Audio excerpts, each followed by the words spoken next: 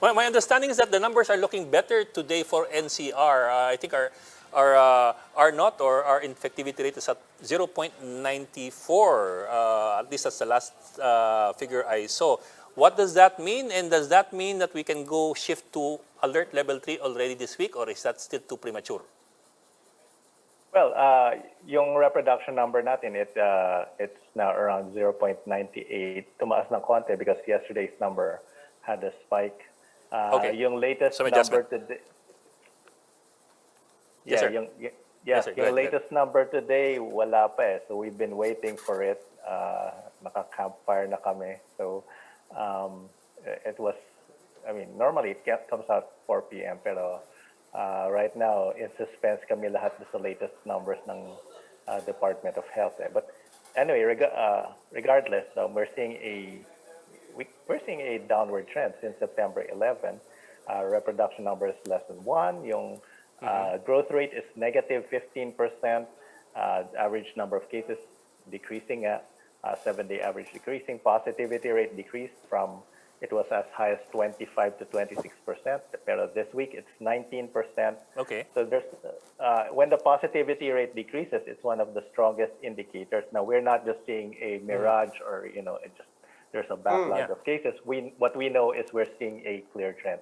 Pero regarding the alert level, well, of course, that's the IATF and the Department of Health. They decide on the alert level.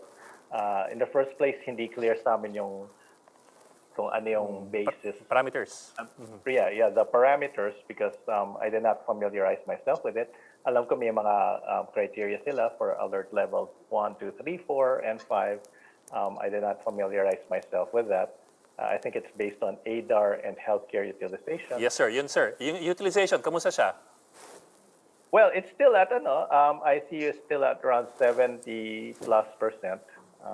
So it's not low yet. It's considered high.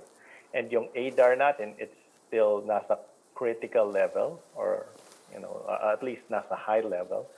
So those should be some inputs that they should consider when deciding the alert level system. Pero yun nga, we're hands off na kami dyan because we don't, we're not really clear about the alert level system. So whatever they decide, we Pero Professor, pag nagde-decline yung numbers, hindi ba sinasabi nyo lagi, you have to sustain it before you can start easing restrictions. In this case, considering the infectiousness of Delta and what we've seen in the past many weeks, sa tingin nyo, how long should we wait before we start downgrading? Well, in fairness, the trend is being sustained naman, Ami. So it started, the downward trend started from September 11 when the peak happened. We were still under MECQ, pero it's been 11 days since September 16 when we started this new alert level system, and we haven't seen a spike in cases yet, except for yesterday's due to backlog, pero we're not seeing a spike or an increase in cases. In fact, many, at least 5 LGUs, we considered moderate risk under our classification using COVID Act. So, right. So Prof, dagdag ko lang sa tanong ni Ami, because we always say, di ba, the numbers actually reflect what was happening 2 weeks ago. The numbers were going down prior to the start of the granular lockdown. On the other hand, you'll have about 4 or 5 days of granular lockdown where that was sustained. So are we saying that just based on that the granular lockdown, 1, did not hurt, and 2, might actually be sustaining this downward trend? I agree on both points so far, that it did not hurt and it's actually sustaining the downward trend. So we have to be transparent with the data. This is what the data is saying, telling us. So I don't have any information on the ground except for what some local governments tell me. Pero and even some mayors are saying that they're seeing decrease in numbers. So this is confirming also what we're seeing with the data from the Department of Health. Pero what about outside the NCR naman? Kumusta naman? Kasi mataas pa rin. It's still a pretty high number, no? Sa this Delta-driven surge. Kumusta yung mga, yung outside Metro Manila? Yes, I mean, actually, there are some places outside Metro Manila, sa Cordillera region, we have been seeing a steady increase in cases. Sa Region 2, sa Isabela, an increase in cases. Cagayan, I think mataas pa rin ang cases. Region 1, I think we're also seeing an increase, some high number of cases. Ganun din sa some parts of Region 5, sa Bicol region.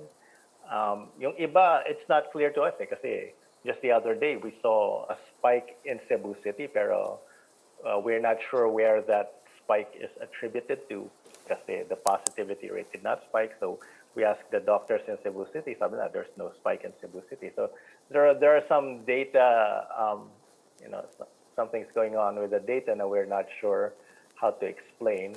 But we're definitely not seeing a spike in Cebu City kasi over the past days there have been some areas now we're seeing big numbers, but we're not sure if this is due to backlog lang. So we're, for example, seeing some big numbers in parts of Mindoro, but again, we have to confirm these things. Pero at least NCR, most of Calabarzon, we're seeing a decline, less than 1 reproduction number, even Bulacan. So if it's happening, if there's an increase happening, well, I think siguro Bacolod, I think an increase is happening there. But in some of the smaller areas, maybe some of the more, smaller metropolitan areas.